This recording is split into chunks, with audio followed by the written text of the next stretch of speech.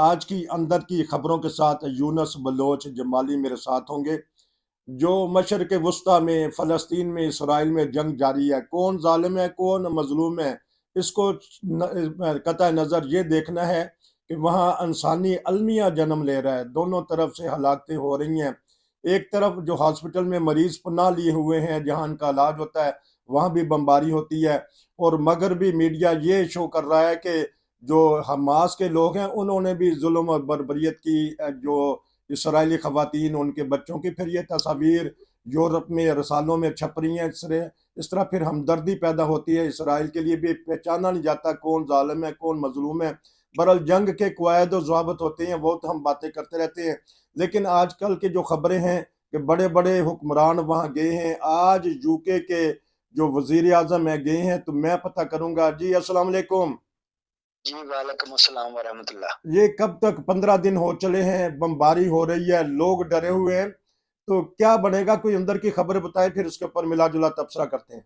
देखिए जी, बात दरअसल ये है कि मैं जो बात कर रहा हूँ उसको अगर आप इस तरीके से सोचेंगे कि एक लफ्ज है दजल। अच्छा। दजल का मतलब होता है झूठ, अच्छा। और इसी से पैदावार हुई है दज्जाल की। ठीक। दज्जाल आखिरी जमाने में नमूदार होना था। कॉन्सेप्ट ये है कि वो एक बहुत बड़ी कोई देवमालाई कोई चीज है। जी। उसकी एक एक आंख कानी है, ठीक। ठीक है। और वो एक मुल्क से दूसरे मुल्क में जंप लगा के जाता है। ठीक। उसका गधा जो है उसके अंदर आग है, और ठीक। बड़ा कुछ ऐसे की चीजें हैं। हाँ, ये तो कि ऐसी मजहबी, ये तो कि मजहबी और तारीखी बात। खबर क्या है आज की? मैं मजहब के हवाले से बात नहीं कर रहा हूँ, मैं ये एक तिलस्माती किस्म की चीज के हवाले से बात करने लगा हूँ ठीक। कि दजल से मुराद झूठ है। अच्छा। ठीक।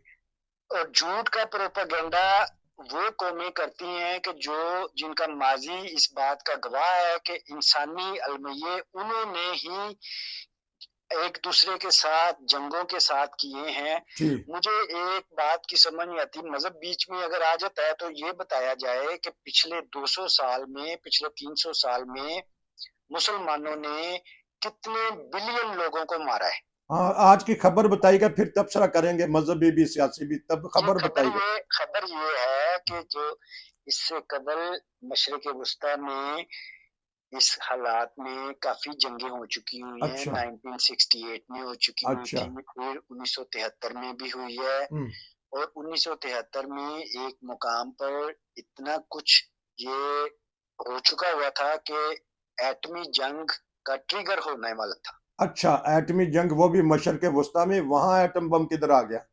यही तो सारी बात है। अच्छा। इसराइल जब से वजूद में आया है, अच्छा। जिसको आप नक्शे के ऊपर देखते सकते हैं, ठीक ठीक 1948 के ठीक। हाँ बाद जी, से। वो, हाँ जी, वो तो हिस्ट्री की बात है, जब से वजूद में उसके बाद हम्म। 1948 के बाद से ही इसराइल अपने एटमी प्रोग्राम के ऊपर अमल कर रहा था, अच्छा, एटमी। बल्कि अभी तक है। ठीक। और अंदर की खबर ये है, आपको कहीं कुछ नजर नहीं आएगा, ओपनली इन्होंने डिक्लेयर नहीं किया, मगर इसराइल मशरिक वस्ता में बहुत बड़ी ताकत है और एटमी ताकत है। एटमी ताकत नाजरीन, इसराइल डिक्लेयर नहीं किया, जिस तरह ईरान ने डिक्लेयर नहीं किया, लेकिन ईरान के बारे में भी कहते हैं कि उसके पास कुछ ना कुछ एटमी असासे हैं। इसी तरह इसराइल भी डिक्लेयर शुदा नहीं है। 5 ममालिक हैं और उसके बाद पाकिस्तान और इंडिया है जिन्होंने एटमी असासे डिक्लेयर किए हैं। क्योंकि एटमी असासे डिक्लेयर करने के बाद कुछ पाबंदियां होती हैं, वो बताइएगा क्या क्या पाबंदियां होती हैं। देखिए, इस वक्त जो सलामती कौंसिल है यूएनओ की, अक़वाम मुत्तहिदा की, उसमें 5 मुस्तकिल मेंबर हैं, ठीक। और वो पांचों के पांचों एटमी ताकत हैं। अच्छा। ठीक। जो डिक्लेयर्ड एटमी ताकत है उसमें रूस है, चाइना है, हम्म। फ्रांस है, बरतानिया है, अमेरिका है। ठीक। ये 5 मुस्तकिल मेंबर होते हैं सलामती कौंसिल के, और इनको वीटो का हक होता है। ठीक। वीटो के हक से मुराद ये है कि जब किसी भी किस्म की कोई करारदाद पेश की जाती है इसमें, नहीं, तो इसमें से कोई एक मेंबर भी अगर वो इनकार कर दे कि हमें ये मंजूर नहीं है, तो वो करारदाद पास नहीं होती है। पास ठीक है। नहीं होती। ठीक। इसके इस वक्त 12 मेंबर हैं। जो बाकी के जो होते हैं मेंबरान, वो एजाजी तौर पर होते हैं। हम्म। इस वक्त उनका जो हेड है वो ब्राजील का सदर है, यानी ब्राजील इस सलामती कौंसिल का सदर है। जी। और पिछले 2-4 दिनों में सलामती कौंसिल में 2 दफा करारदाद पेश की गई है इसराइल और इस जंग के लिए, अच्छा। लेकिन दोनों दफा नामंजूर हो गई है, वीटो कर दिया गया है। पहली दफा रशिया में पेश की थी तो उसको बर्तानिया, अमेरिका और फ्रांस इन्होंने मिलकर वीटो कर दिया। ठीक। अब दूसरी दफा जो कल की बात है वहां पेश की गई, ब्राजील के सदर ने पेश की, तो उसको अमेरिका ने सिर्फ नामंजूर किया। वो करारदाद का मतन सिर्फ इतना था कि आप सीज फायर कर दें ह्यूमैनिटी हेल्प के लिए उस वक्त तक, जब तक अमदाद ना मिल जाए। आप कम से कम इतना तो कर सकते हैं, लेकिन इसकी भी इजाजत नहीं दी गई क्योंकि अमेरिका को नामंजूर था। नाजरीन, आपको एक ब्रेकिंग न्यूज कल की दी जा रही है, हो सकता है बाज मीडिया ने ना दी हो, कि कल जो सलामती कौंसिल में करारदाद पेश की गई है उसमें कहा गया है कि वक्ती तौर पे जंग बंदी कर ली जाए ताकि वहाँ खुराक, पानी और अद्वियात पहुँचाई जाएं। जो इंसान मर रहे हैं वहाँ तक उनको जो बेसिकली मदद दी जाए। इसको भी यूनुस बलोच साहब कहते हैं कि वीटो कर दिया गया। जी ठीक है, ये मैंने सही बताया जी? जी बिल्कुल, आप सही कह रहे हैं। अच्छा। अब बात दरअसल ये है कि ये जो आप देख रही हैं कि दुनिया की बड़ी बड़ी पावर्स के जो सरबराह हैं वो बार बार चक्कर लगा रहे हैं, इसराइल का दौरा कर रहे हैं और उनको एक लिहाज से हल्ला शेरी दे रहे हैं। अच्छा। दिखाने में यही नजर आ रहा है कि उनको यकजहती का इजहार कर रहे हैं, लेकिन दरअसल अंदर से ये परेशान है लोग। परेशानी इसलिए कि जंग ना छिड़ जाए या क्या वजह?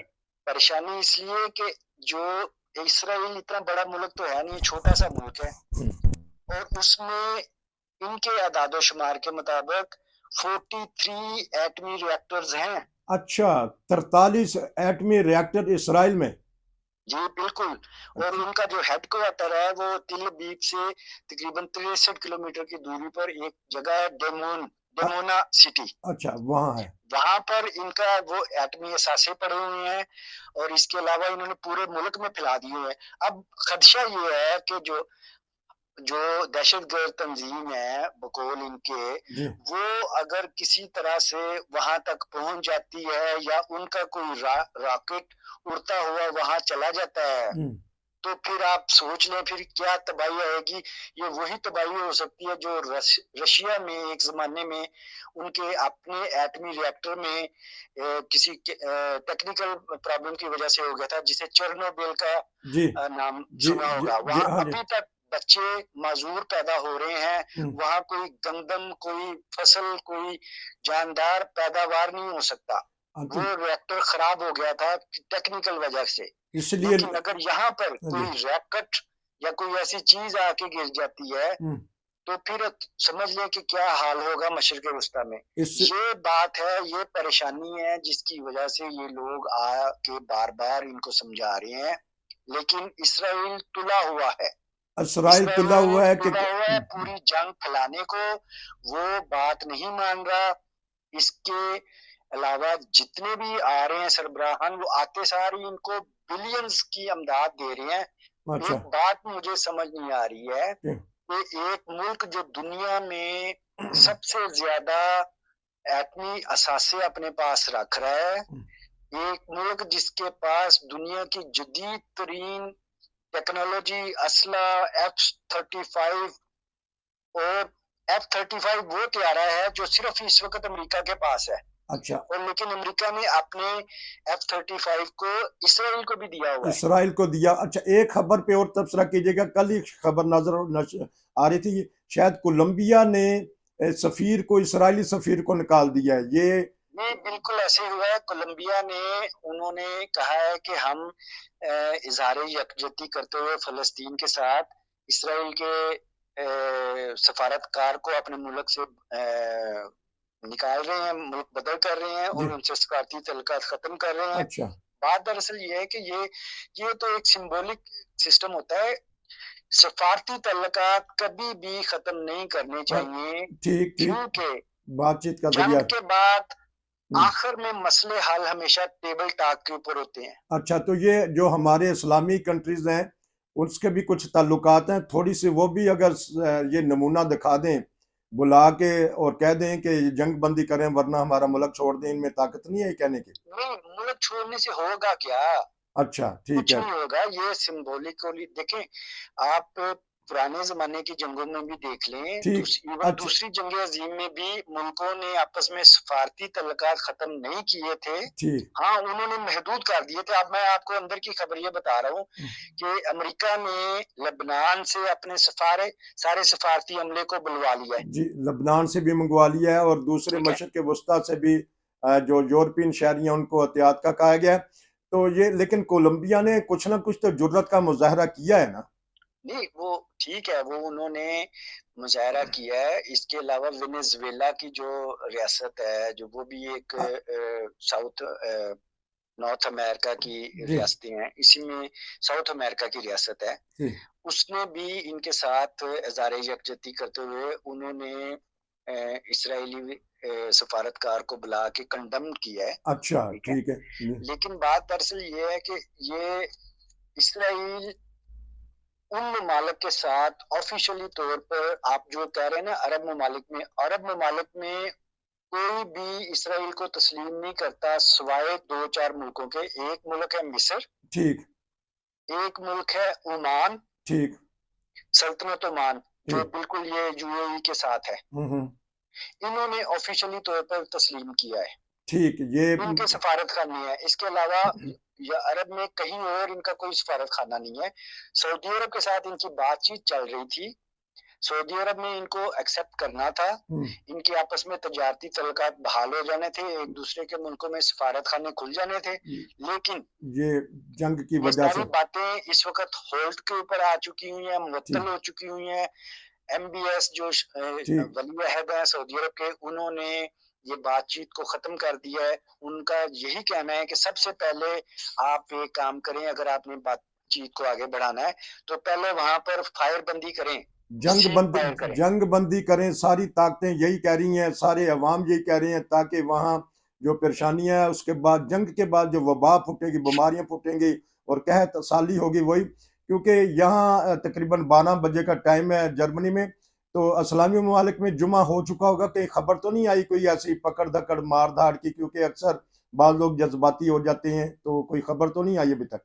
अभी तक तो नहीं। जो ये एक खदशा था कि मस्जिद अक्सा जहाँ पर लोग जुमा पढ़ने के लिए जाते हैं, जी जो इसराइल जी। में बैतुल ऑक्युपाइड जो मुकद्दस। मकबूजा यरूशलेम है वहां पर है जी।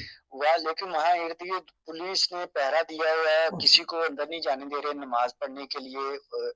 उधर लोग नहीं जा रहे हैं, तो ठीक इसलिए दूसरे अपने अपने इलाकों में नमाज पढ़ रहे हैं जुमा की, और दुआ भी कर रहे हैं। ठीक। अब ये आज का दिन खैरियत से गुजर जाए, क्योंकि पाकिस्तान, बांग्लादेश, बाद ममालिक ऐसे हैं जज्बात में अवाम आ जाते हैं, अपने ही मुल्क की तोड़ फोड़ करना शुरू हो जाते हैं, जिससे किसी का कोई फायदा नहीं होता बल्कि नुकसान होता है। ये थी अंदर की आज की खसूसी तौर पे खबरें बता रहे थे यूनस बलोच जमाली साहब।